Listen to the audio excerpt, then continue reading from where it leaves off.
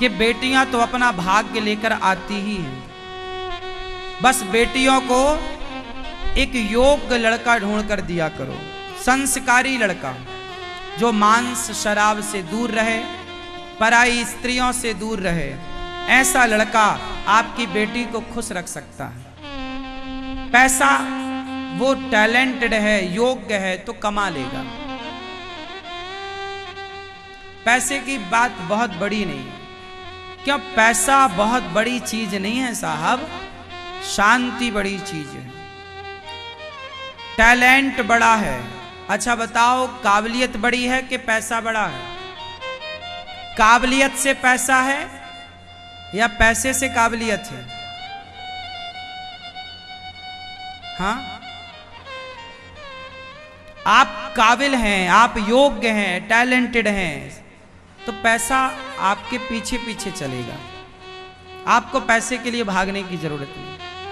आजकल कैसे लड़के ढूंढे जा रहे हैं? बड़ा नौकरी वाला हो, नौकरी वाला ठीक है, आप अपनी बेटी के लिए योग्य लड़का लाइए। जो माता पिता अपनी बेटी को गलत लड़का लाकर देते हैं और ब्याह कराते हैं, वो माँ बाप को पाप लगता है। तुम्हें क्या लगता है? अरे तेरी तो किस्मत में ऐसे ही था। बाद में माँ बाप ये गाना गाते हैं, तेरे भाग्य में ऐसे ही था। नहीं,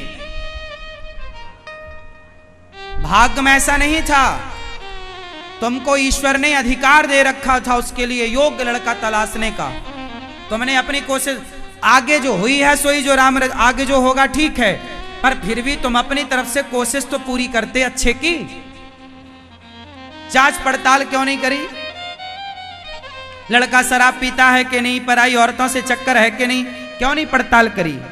तुम 50 लाख का दहेज देते हो तो 1-2 लाख पड़ताल में खर्च कर दिया करो, पता चल जाएगा कि लड़के योग्य हैं या नहीं। जीवन भर का सवाल है। पहले के लोग लड़कों की पड़ताल करते थे, खोजबीन, किसके संग उठना बैठना है, किस तरह का व्यवहार है, किस तरह का आचरण है। पानी पियो छान के और विवाह करो जान के। किसी के कह देने से ब्याह ना किया करो, पूरी पड़ताल करनी चाहिए कि लड़की योग्य है कि नहीं। आजकल लड़कियों की भी पड़ताल करो, कुंडलियां निकाला करो। आजकल मार्केट में कुछ ऐसी, आजकल धंधा चल रहा है कुछ लोगों का, कुछ लड़कियां आपके लड़कों को फंसाती हैं, शादी कर लेती हैं और शादी के 2 महीने बाद तलाक चाहिए, क्योंकि उन्होंने तलाक लेने के लिए शादी करी थी कि तलाक के बहाने संपत्ति का कुछ हिस्सा हमें मिलेगा। तो लो 2-3 महीने में उनका करोड़ों का जुगाड़ हो जाता है। ये तो बढ़िया धंधा है। आजकल कुछ वेश्यावृत्ति करने वाले लोग सबसे उत्तम धंधा इसी को मान रहे हैं, शादी करो और 2 महीने बाद तलाक ले लेते हैं। अब तलाक में तो फिर सरकारी नियम है कि आपको संपत्ति का कितने प्रतिशत देना पड़ता है? कितना? कुछ नहीं दोगे? देना पड़ता कितना? अरे बहुत देना पड़ता, मैंने सुना है। क्यों? अब यदि सोचो कि उसे 2-3 महीने में 25-50 लाख भी मिल गए, कोई अच्छा धन्ना सेठ पकड़ लिया और तलाक के 25-50 लाख भी मिल गए, तो 3 महीने में 20 लाख कौन सा कम है? उसका हो गया सेजा। फिर किसी को 2-4 महीने बाद सेट कर लेगी, फिर शादी कर लेगी, फिर छलांग मारेगी 25। मस्त, उसकी तो गुजर गई, उसकी तो गुजर गई बढ़िया से। आपका क्या होगा?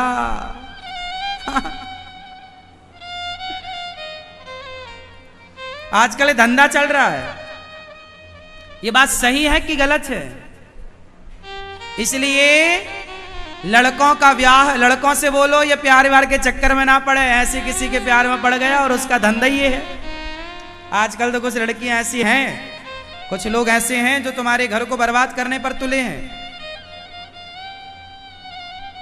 तो इसलिए लड़की की जन्म कुंडली होनी चाहिए, तुम्हारा बाप कौन, दादा कौन, खानदान तुम्हारे बाप दादे पुरखे ना बड़े होशियार थे, शादी के पहले पूरा निकालते थे, बाप कौन, बाप का बाप कौन, दादा कौन, खानदान क्या, गोत्र क्या, नाम क्या, सब, ताकि कहीं हमारी बेटी के साथ या हमारे बेटे के संग धोखा ना हो। वो समझदार थे, तुम समझदार नहीं हो, जो तुम कहीं भी ब्याह करके बाद में रोते हो हमारे तो ऐसे हो गया। जो विचार नहीं करते वो बाद में पश्चाताप करते हैं। अच्छा, एक और चल रहा है बच्चों को बचाना एक चीज से। बताऊं क्या चल रहा? मैंने सुना है, कुछ लोगों के मुंह से मैंने सुना है, ये बात मुझे यहां बोलनी चाहिए कि नहीं मैं नहीं जानता, पर आपके हित में जो है मैं बोलता हूं उसे। आजकल क्या होता है, कुछ विदेशों में बैठी लड़कियां एक रैकेट चलाती हैं, एक धंधा चला रही हैं, पता है कौन सा? जैसे आपके लड़कों को वो कहीं ना कहीं सोशल मीडिया से नंबर ले लेंगी और व्हाट्सएप कॉलिंग करना स्टार्ट करती हैं। व्हाट्सएप में आई लव यू लिख के भेजेंगी, तो लड़कों को भी लगता है यार वो आई लव यू भेज रही है तो अपने को रिप्लाई देने में क्या बुराई, तो वो आई लव यू 10, उसने एक आई लव यू दे, उसने 10 दिया, ये तो बैठे ही था आई लव यू लिए, इसने 10 दे दिया। अब तो वो लड़की समझ गई कि ये तैयार है मेरे प्रति। फिर वो क्या कहती है विदेश वाली लड़की, मतलब जिनके धंधे हैं वो देखो किस तरह तुम्हारे बच्चों को फंसा रहे हैं। एक ये भी षड्यंत्र चल रहा, मैं तुम्हें बता दूं, सावधान रहना, लड़कों को बोलना।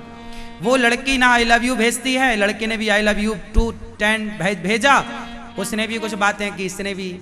फिर ऐसे करते करते 2-4 दिन बाद वो लड़की कहती है तुम मुझे देखोगे, तो वो ना वीडियो कॉलिंग में अपने को दिखाती है और दिखाते दिखाते वो अपने सारे कपड़े उतार देती है